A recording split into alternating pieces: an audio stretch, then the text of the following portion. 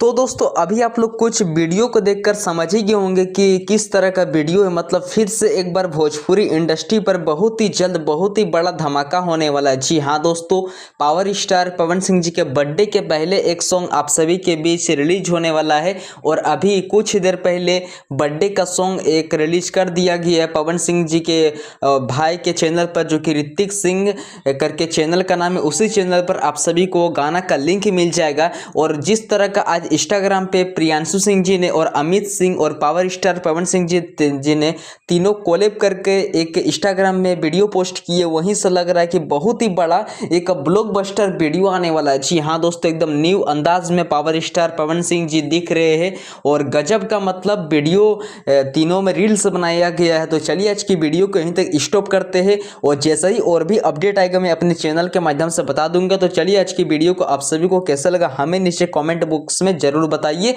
धन्यवाद।